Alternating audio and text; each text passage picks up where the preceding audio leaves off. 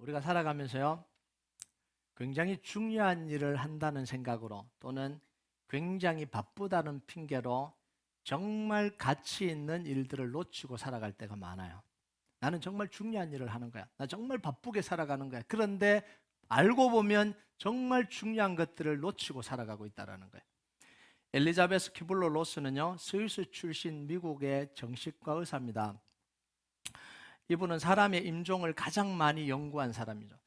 사람의 죽는 순간을 가장 많이 본 분이 이분이에요. 호스피스 운동의 선구자이기도 하고요.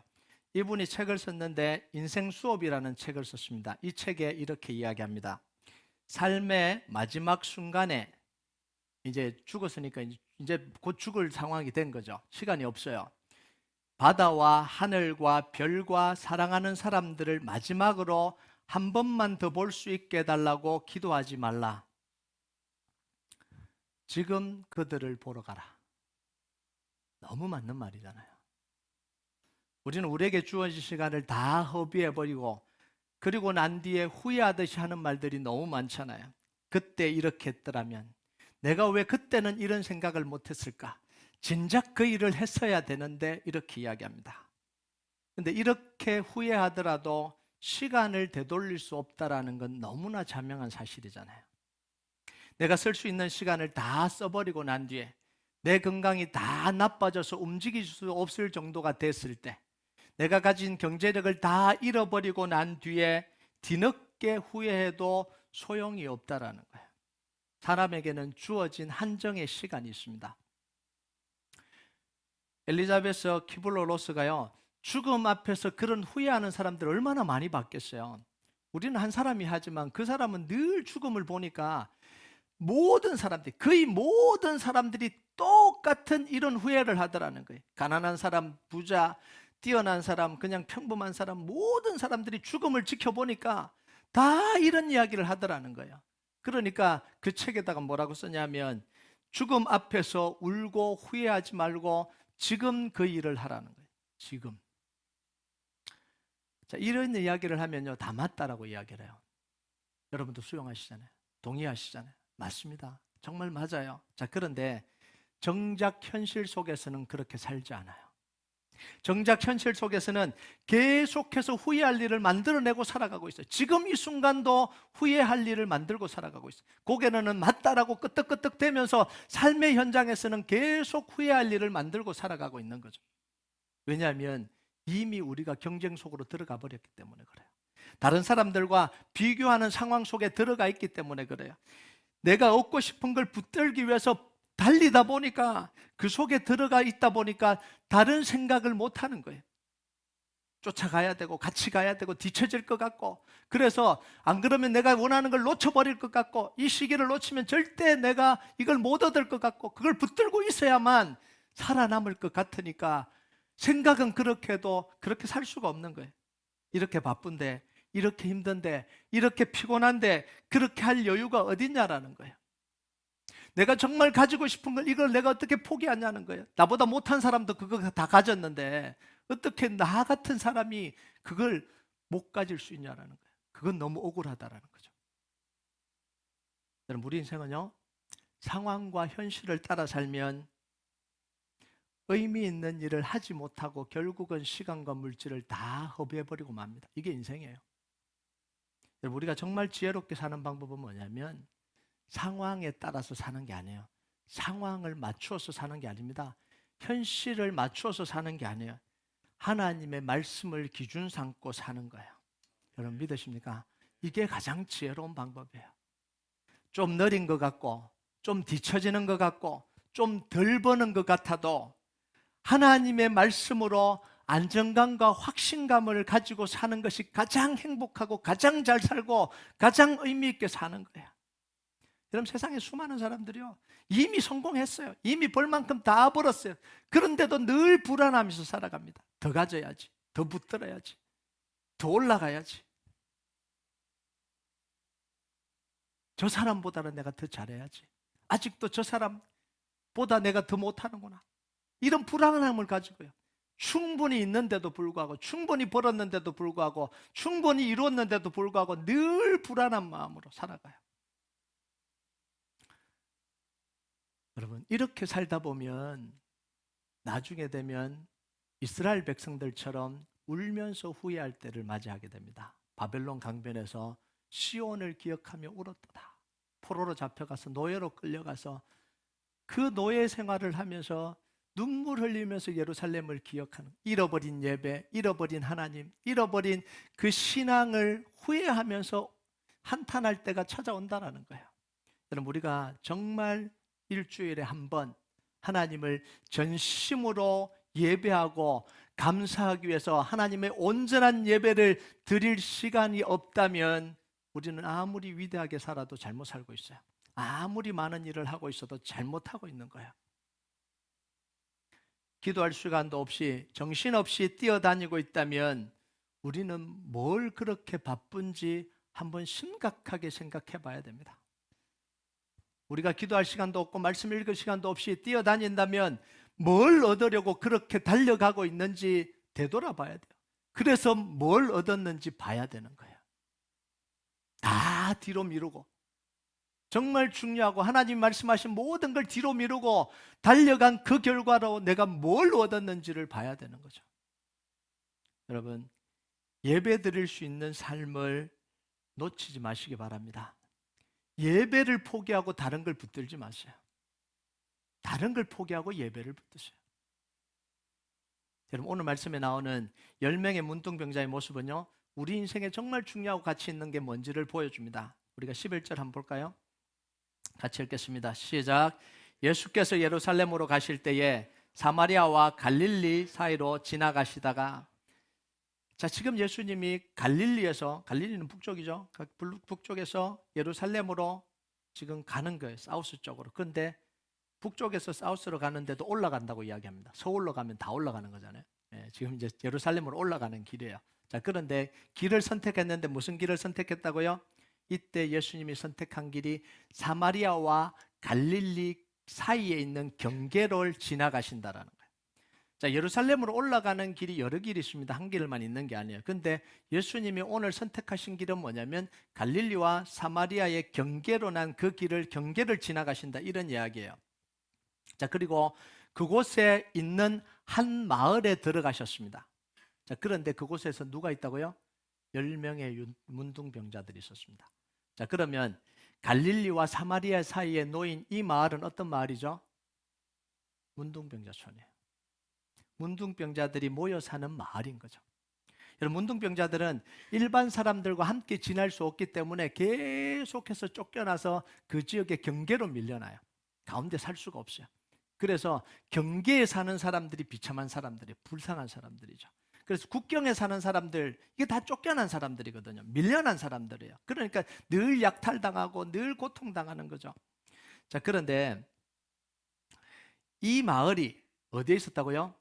사마리아와 갈릴리 경계에 있었다라는 이야기입니다. 자, 그러면 무슨 이야기죠? 사마리아에서 쫓겨난 문둥병자들, 갈릴리에서 쫓겨난 문둥병자들이 함께 마을을 이루고 살아가고 있는 마을촌이에요. 자, 우리가 잘 알다시피 유대인들과 사마리아인들은요, 서로 상종을 하지 않아요. 만나지 않습니다. 같이 살기는 그냥 살지 못해요. 만나기도 싫어해요. 유대인들은 사마리아의 사람들이요, 이방인의 픽에 섞였다고 우리 민족 아니라고 이야기를 했습니다. 그리고 이 사마리아인들은 그런 유대인들을 보면서 정오했습니다. 서로 정오하고 살았어요. 자, 그런데 이들이 문둥병에 걸리니까 유대인과 사마리아 사람의 경계가 무너져 버렸어요. 그렇게 지키던 그 경계가 문둥병에 걸리자 확 무너져 버린 거죠. 오히려 서로의 아픔과 상처를 보듬으면서 한 마을에 살아가고 있는 거예요. 그럼 정말 아이러니 아니에요? 건강하고 가진 것이 많을 때는 죽으라고 싸우고요, 죽으라고 미워하고요, 절대로 만나지 않는다고 이야기하고요. 근데 문둥병에 걸리니까 그게 다 무너져서 서로의 아픔과 상처를 보듬으면서 한 공동체를 이루고 살아요. 이러려면 왜 이렇게 싸운 거예요? 이러려면 왜 이렇게 미워한 거예요? 여러분, 병들고 가진 것 없으니까 서로 친구가 되는 거예요. 보듬어 주는 사이가 되는 거죠. 여러분, 문둥병 앞에서요, 유대인과 사마리아인과 배운 사람, 못 배운 사람, 가진 사람, 없는 사람, 똑똑한 사람, 무식한 사람 구분이 다 사라져 버렸어요. 여러분, 우리가 가진 것 때문에, 내가 가진 것 때문에, 내가 더 배운 것 때문에, 내가 능력 있는 것 때문에 다른 사람을 깔보고 무시하고 판단하고 있다면 우리는 정말 어리석게 살아가고 있는 거예요. 여러분, 우리 교회 안에서요, 이 복음 안에서 이 모든 게 다 무너져야 돼요. 여러분, 아직도 자존심 지키고 계십니까? 내가 더 배웠는데, 내가 더 잘났는데, 내가 더 잘 아는데, 이것 때문에 다른 사람을 깔보고 무시하는 마음이 내 속에 있다면, 그래서 함께 할 수 없다면, 저 사람과 함께 할 수 없다면 우리 그 모든 건요, 복음 안에서 다 무너져야 돼. 그것보다 더 어리석은 사람이 없어요. 문둥병자들은요, 사람들로부터 버려진 사람들이에요. 사회로부터 추방된 사람들입니다. 사마리아와 갈릴리 경계에 있었던 이 마을은 아무도 찾지 않는 마을이에요. 가족들이나 먹을 걸 주기 위해서 오고 살아있는지 생사를 확인하려고 오지, 일반 사람들은 절대로 오지 않는 이 마을이에요. 자, 그런데 예수님이 예루살렘을 가실 때 그 마을을 일부러 지나가셨다라는 건 이건 굉장한 의미가 있는 거죠. 누가복음에 보면 예수님이 예루살렘으로 올라가셨다라는 표현이 3번 나옵니다. 3번 올라갔다 이렇게 이야기를 해요. 그런데 이번 올라간 이 길이 예수님이 몇 번째냐면 마지막 3번째 길입니다. 이 말은 무슨 이야기냐면 예수님은 이제 예루살렘으로 올라가면 돌아오지 못하세요. 십자가에 달려 돌아가십니다. 그러니까 예수님에게 이제는 살아생전 마지막 길을 지금 가시는 거예요. 살아생전 마지막으로 갈릴리에서 예루살렘으로 지금 올라가고 계시는 거예요. 자, 그런데 예수님이 발길이 닿았던 곳이 어디예요? 문둥병자들이 모여있는. 자, 이건요, 예수님의 몸과 마음이 어디로 향하고 있는지를 보여주는 거예요. 예수님은 가난하고 병들고 고통당하는 사람들에게 향해 있습니다. 이게 예수님의 마음이에요. 자, 그런데 이게 전부가 아닙니다. 더 정확하게는 뭐냐면 가난하고 병들고 아프고 상처받았기 때문이 아니라 더 중요한 건 뭐냐면 예수님을 간절히 필요하는 사람들을 향해 있다라는 거예요. 착각하시면 안 돼요. 병들기 때문에 당연히 예수님이 받아주실 것이다. 그게 아니에요. 이들에게 가장 예수님이 필요하기 때문에 예수님의 마음이 그들을 향해 있는 거예요. 여러분, 마가복음 2장 17절 한번 볼까요? 같이 읽겠습니다. 시작. 예수께서 들으시고 그들에게 이르시되 건강한 자에게는 의사가 쓸데없고 병든 자에게 쓸데있느니라. 나는 의인을 부르러 온 것이 아니요 죄인을 부르러 왔노라 하시니라. 여러분, 예수님이 죄인과 세리를 만나시고 그들과 친구가 되신 건 뭐냐면 그들이 잘해서가 아니에요. 그들처럼 사는 게 맞다라고 해서가 아니에요. 그들에게 예수님이 필요하기 때문에 가신 거예요. 여러분, 예수님이 간음하다가 잡힌 그 여인을 용서하시고 사랑하십니다. 간음해도 된다는 이야기가 아니에요. 그런 거는요. 그에게 예수님이 필요하니까 가신 거예요. 우리가 잘못하다 보면 신앙을 오해하는 경우들이 있어요. 잘못하든 없든 뭘 하든 죄를 지어도 다 사랑해줘야 된다. 예수님 메시지 그거 아니에요. 그들에게 예수님이 필요하다는 거지 다 받아줘야 된다, 다 용납해줘야 된다, 그 메시지가 아니라는 거예요. 근데 오늘날 자꾸 그런 방향으로 흘러가요. 그게 아니에요. 나는 힘드니까, 나는 아프니까, 나는 고통스러우니까 다 나 도와줘야 돼. 그런 게 아니라는 거예요. 자, 예수님의 방문으로 문둥병자들에게 기적 같은 일이 일어납니다. 그래서 천금 같은 기회를 놓치지 않고 이 17명의 문둥병자들이 소리를 질러요. 살려주십시오. 소리를 쳐요. 13절과 14절 한번 볼까요? 같이 읽겠습니다. 시작. 소리 높여 이르되 예수 선생님이여 우리를 불쌍히 여기소서 하거늘 보시고 이르시되 가서 제사장들에게 너희 몸을 보이라 하셨더니 그들이 가다가 깨끗함을 받은지라. 자, 예수님이 이들의 간청을 듣고 뭐라고 이야기하냐면 제사장에 가서 내 몸을 보이라 이렇게 이야기합니다. 문둥병자들이 제사장을 만나는 이유는 단 하나밖에 없어요. 문둥병이 나아서 확인받으려고 가는 길밖에는 없어요. 다른 이유는 하나도 없습니다. 자, 레위기 14장 2절 한번 볼까요? 같이 읽겠습니다. 시작.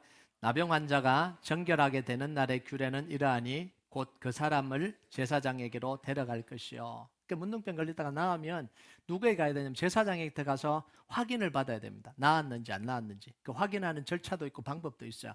그리고 다 나았으면 제사장, 그러니까 율법에 기록된 제물을 하나님께 바치고 그러면 이 사람은 깨끗하게 된 거예요. 집으로 돌아갈 수 있어요. 네, 오늘날은 그걸 의사들이 하지만 이 시대는 제사장이 그 역할을 했습니다. 그러니까 예수님이 제사장에 가서 보이라 이건 뭐냐면 나았다라는 이야기예요. 고쳐주셨다라는 이야기입니다. 자, 성경에 나오는 이 병 고치는 이야기들이 굉장히 많은데요. 성경에서 병 고치는 이 내용 이야기의 핵심은 두 가지예요. 첫 번째는 예수님이 병을 고치는 예수님의 능력을 강조하거나 두 가지예요. 또는 그 병 고침을 받은 사람들의 믿음을 강조합니다. 두 가지를 강조해요. 항상 이 병 고치는 기사에서는요. 자, 그런데 오늘 말씀은 좀 다른 이야기를 우리에게 들려줘요. 거기에 포커스가 아닙니다. 문둥병자 중에 한 명은 돌아와서 감사를 했고 나머지 9명은 문둥병이 나은 걸 확인하고도 그냥 가버렸다. 이 이야기를 하는 거예요. 그 돌아온 한 명은 사마리아인이고 돌아오지 않은 9명은 유대인이다. 지금 이런 이야기를 하는 거죠. 자, 이 이야기의 1차적인 메시지는 뭐냐면 감사에 대한 이야기예요. 1차적으로는. 문둥병이 고침을 받았다면 어떻게 해야 되죠? 고쳐준 예수님께 돌아와서 감사해야 되는 게 그게 당연한 거죠. 이게 1차적인 메시지예요. 하나님께만 감사하는 게 아니라 하나님께 감사하고 그걸 고쳐준 예수님께도 돌아와서 당연히 감사를 해야 되는 거죠. 자, 예수님도 그런 이야기 하십니다. 그렇게 하지 않은 유대인들을 향해서 안타까움을 표현하잖아요. 그렇게 해야 되는데 왜 그렇게 안 했냐 이렇게 표현해요. 17절과 18절을 보면 같이 읽겠습니다. 시작. 예수께서 대답하여 이르시되 10사람이 다 깨끗함을 받지 아니하였느냐? 그 9은 어디 있느냐? 이 이방인 외에는 하나님께 영광을 돌리러 돌아온 자가 없느냐 하시고. 자, 우리가 이렇게 생각할 수 있잖아요. 유대인들도 감사 안 한 게 아니다. 나은 걸 보고 하나님 앞에 영광을 돌리고 감사했지 않냐? 안 돌아왔지만 마음으로 다 감사했을 것이다. 그렇게 생각할 수도 있잖아요. 꼭 돌아와야 되냐? 그 마음으로 감사하면 되는 거 아니냐? 마음으로 감사하면 감사가 될까요? 안 될까요? 다시 묻습니다. 자, 마음으로 안 돌아오고 마음으로 감사하면 감사가 되는 거예요? 안 되는 거예요? 뭐 어려운 문제 냈습니까? 네.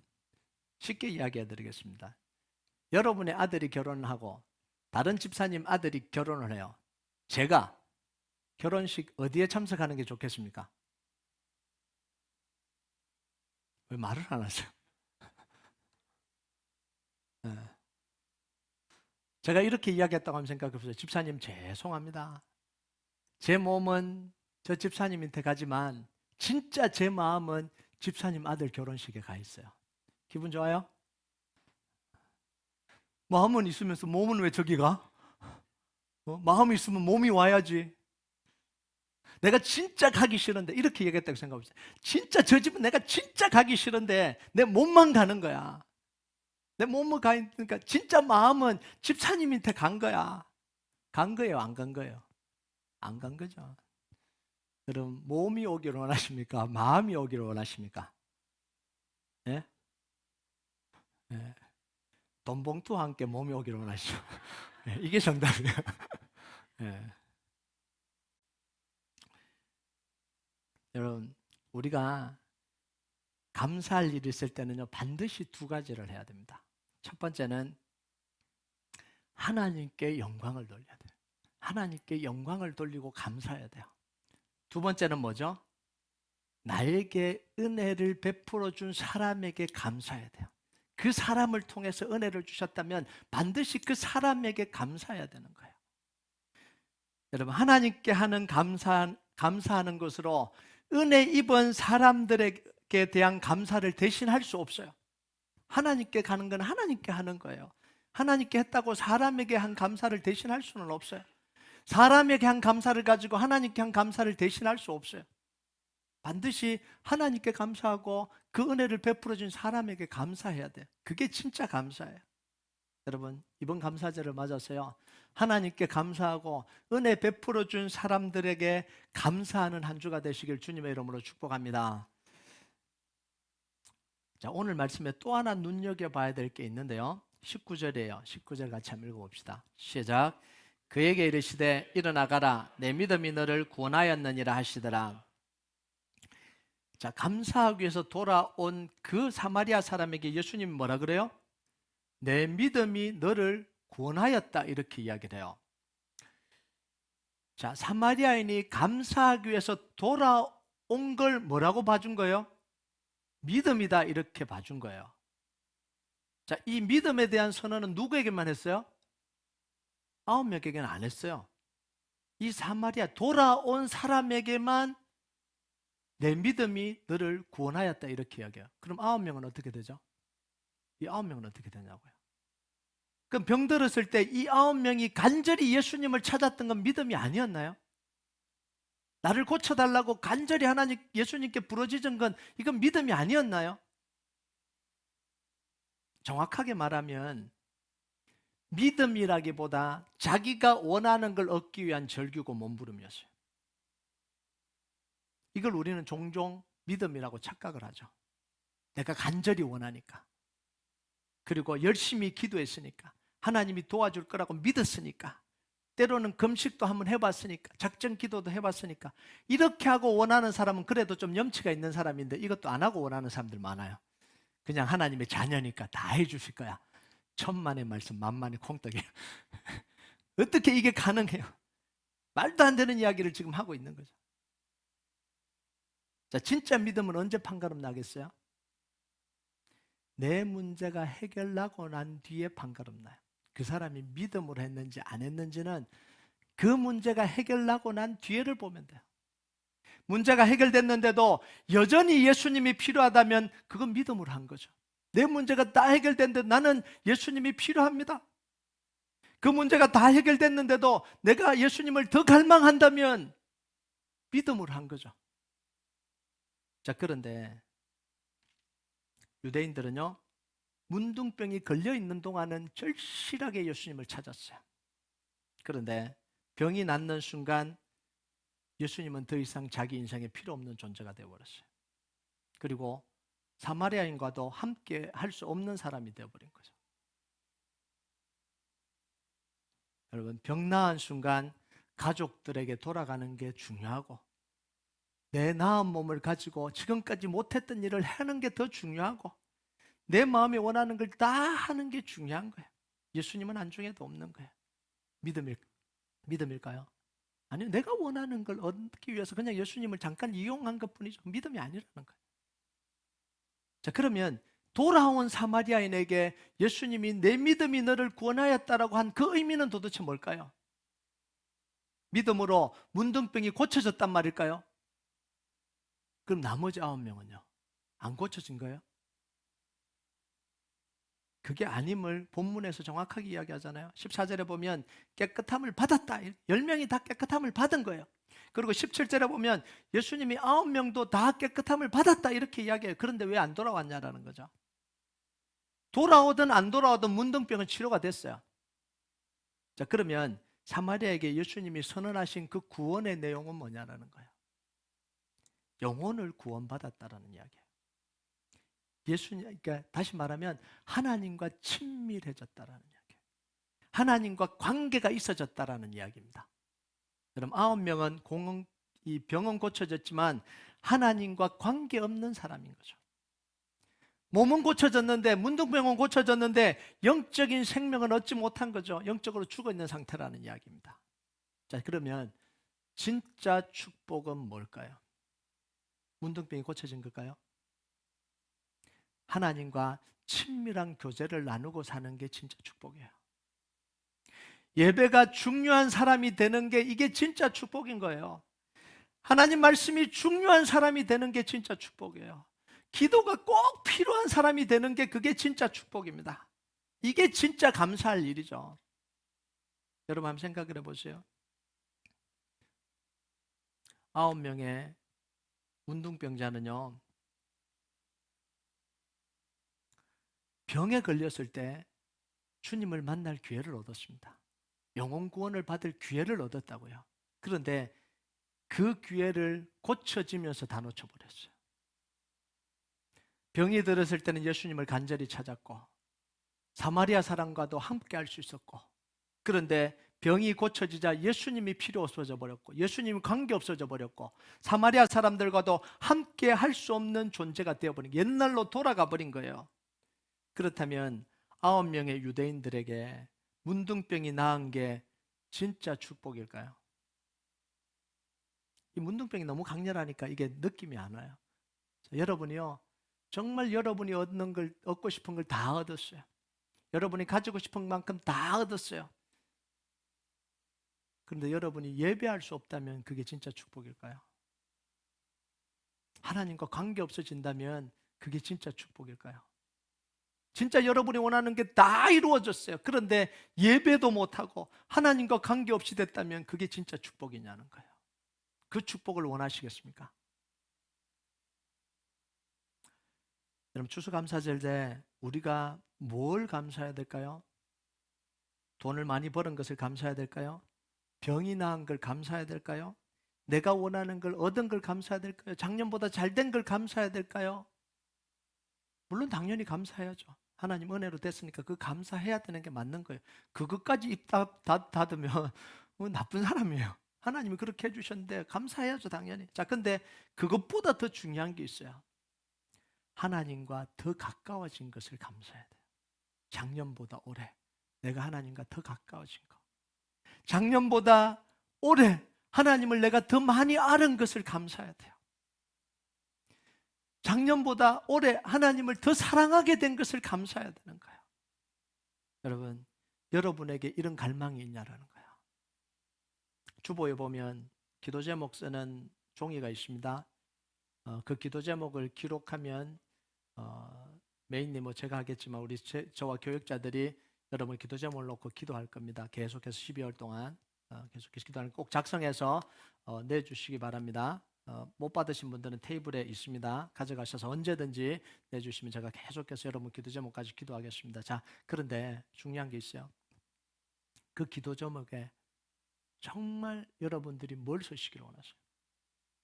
많은 일들이 있어요. 뭐 가정을 위해서, 자녀들을 위해서, 자기의 비전을 위해서. 그런데 그 기도 제목 속에 정말 하나님과 더 가까워지려고 하는 기도 제목이 있냐는 거예요. 하나님을 더 알아가기 위한 갈망이 그 속에 있냐는 거죠. 정말 복음을 알고 싶은 그 갈망이 그 속에 있냐는 거예요. 영혼을 향한 갈망이 우리 속에 좀 있냐는 거죠. 여러분, 그 갈망이 여러분 속에 있기를 주님의 이름으로 축복합니다. 이렇게 하니까 기도 제목 못 쓰시겠죠? 마음대로 쓰셔도 괜찮아요. 그런데 그 마음에 그런 갈망이 좀 있었으면 좋겠다는 거예요. 시인이자 번역가인 제인 캐년이요, 그렇게 못할 수도라는 시를 썼습니다.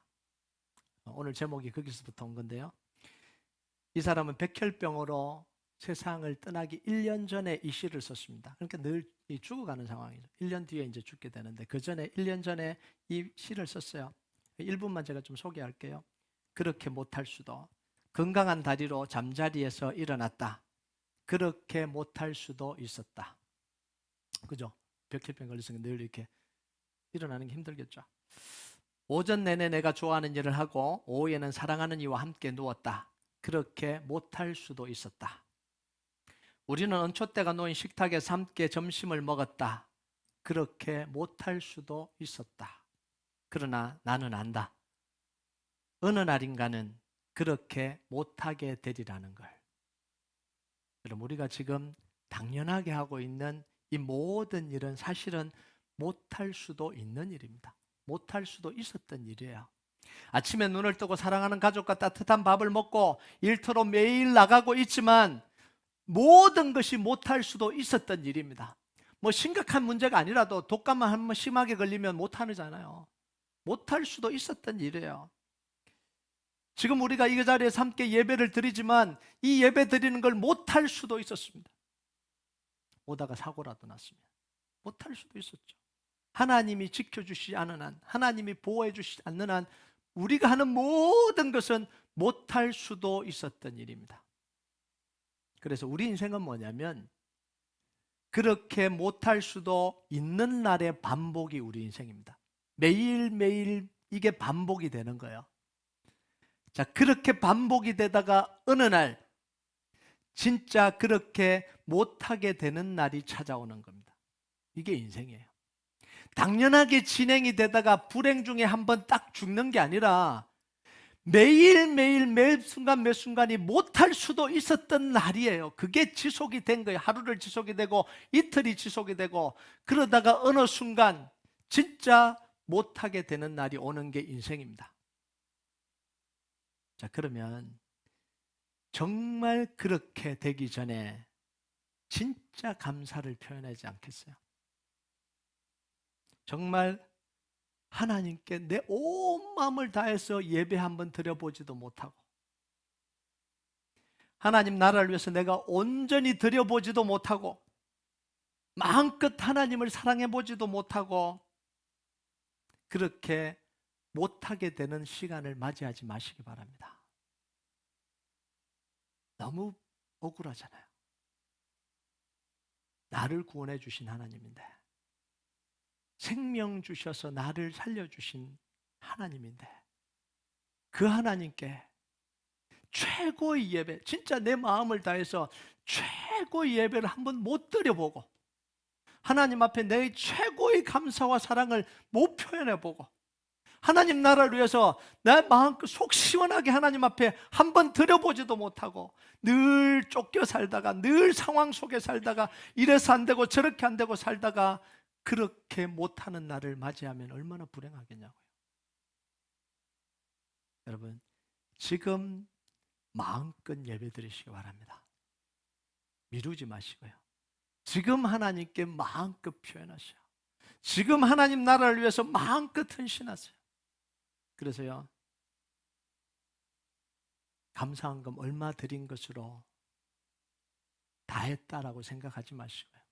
물론 이것도 드리기를 힘들어하는 분들도 계실지 모르지만, 그렇게 우리 감사를 표현할 만큼 우리에게 주신 구원이 그렇게 하찮은 게 아니잖아요. 하나님이 우리에게 주신 구원이, 하나님 얼마면 되겠어요? 됐어요? 그리고 끝내버리는 그런 감사가 아니잖아요. 정말 내가 뭘 감사해야 될지, 하나님 앞에 받은 게 뭔지, 그걸 보고 생각하고 여러분에게 시간이 다 하기 전에 최고의 감사를 하나님 앞에 올려드리는 한 주가 되시길 주님의 이름으로 축복합니다. 우리 같이 찬양하도록 하겠습니다. 우리가 이 찬양 하나 좀 올려드립시다. 내가 누려왔던 모든 것들이, 내가 지나왔던 모든 시간이, 내가 걸어왔던 모든 순간이 당연한 게 아니라 은혜였습니다. 우리가 이 고백 하나님 앞에 같이 올려드리겠습니다.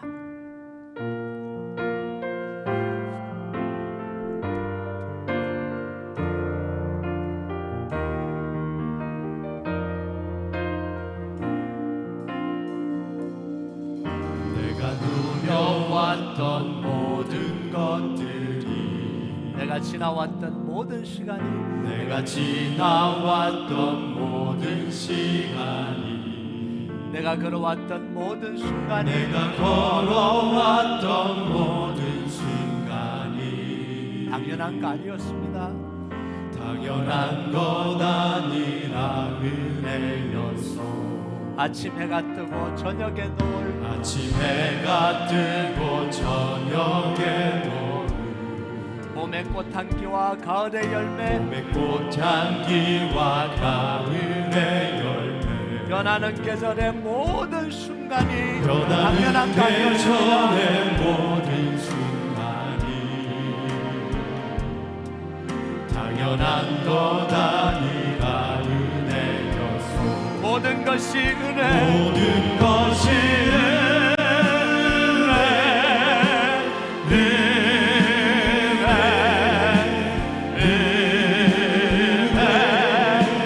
한없는 은혜. 내 삶에 당연한 것 하나도 없었던 것을, 모든 것이 은혜였소. 내가 이 땅에 태어나 사는 것,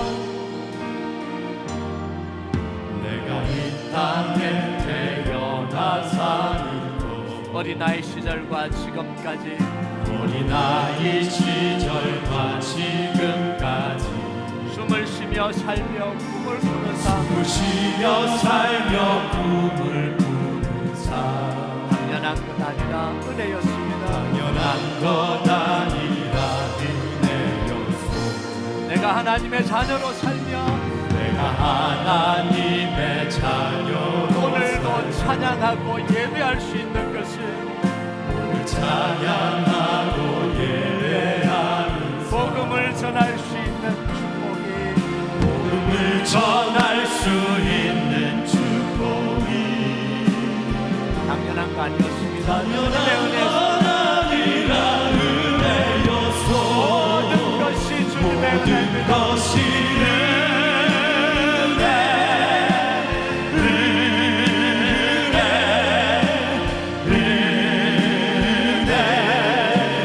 한없는 은혜 내 삶에 당연한 것 하나도 없었던 것을 모든 것이 은혜 은혜였소. 모든 것이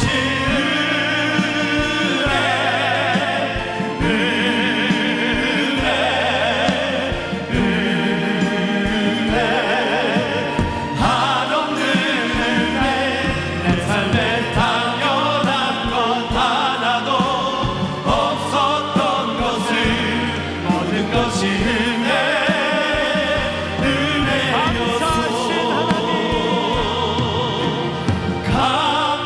감사하신 하나님 에베네셀 하나님, 에베네셀 하나님 살아계신 하나님, 살아계신 하나님 에베네셀 감사하신 하나님, 우리를 하나님 지금까지 지켜주신 하나님, 감사하신 하나님 에베네셀 하나님 살아계셔서 역사하시는 하나님, 살아계신 하나님 에베네셀 우리의 마지막 고백드립니다. 감사하신 하나님, 감사하신 하나님 에베네셀 하나님 살아계신 하나님, 살아계신 하나님 에베네셀 하나님. 이 시간 우리 좀 같이 기도하겠습니다.